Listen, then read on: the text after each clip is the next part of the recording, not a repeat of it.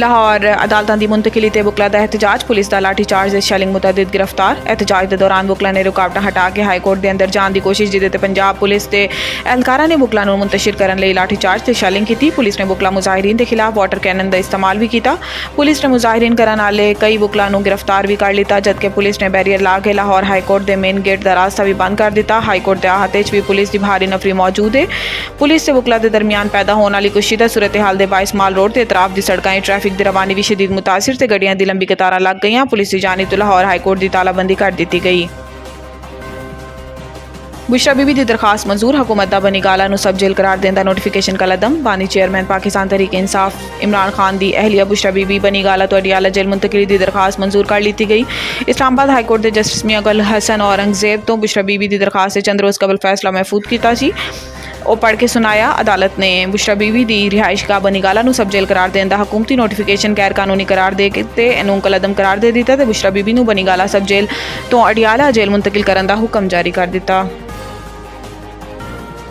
ECC ने POCSO लई गंदम का हदफ 18 लाख मैट्रिक टन करने की मंजूरी दे दी। विफाकी वजीर खजाना मोहम्मद औरंगजेब की जेर सदारत इकतसादी राबता कमेटी का इजलास होया, जिदे वजीर बराए इकतसादी अमूर अहद चीमा ते MD पास्को भी शरीक होए। इजलास गंदम की खरीदारी का हदफ वधान ते गंदम की खरीदारी लई मतलूबा कैश क्रेडिट की हद वधान की मंजूरी दी गई। ECC इजलास के एलामी दस्या गया है कि 2024 की जरूरियात पूरा करने लई 2 लाख मैट्रिक टन यूरिया खाद दरामद मंजूरी दी गई ते वजारत सनत पैदावार नूं यूरिया नूं तलब और रसद की सूरत हाल मुसलसल जायजा लैन की हदायत की गई। ECC की जानिब तो स्टील मिल्स के मुलाजमीन की तनख्वाहां की अदायगी की भी मंजूरी दी गई। हदायत की गई है कि वजारत सनत स्टील मिल्स के असासे के मुस्तकबिल इस्तेमाल लई टाइम लाइन के नाल तफसीली मनसूबे देवे। इकतसादी राबता कमेटी ने टैरिफ सबसिडी बकाया जात खत्म करने लई के इलैक्ट्रिक नूं दरखास्त की इजाजत दी ते के इलैक्ट्रिक नूं 70 अरब रुपए के इजरा की दरखास्त की इजाजत भी दे दी गई।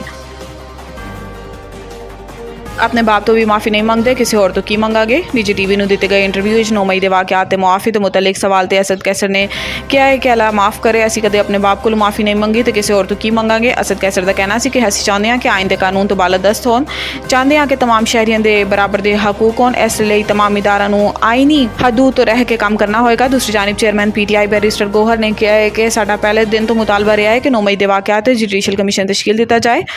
DGISPR का यह भी कहना सी कि किया जाता है कि जुडिशल कमीशन बनाया जाए। जुडिशल कमीशन इस चीज़ से बनता है जिदे कोई अबहाम होए। वाक़यात तारीख खिंचने तुहाडे सामने ने बिल्कुल वाजे है कि किस तरह जहन साजी की गई, किस तरह अहदाफ बनाए गए। ऐसे भी किया गया है कि जुडिशल कमीशन बना दो ताकि पता चलाया जाए कि हमला होया ही कि नहीं।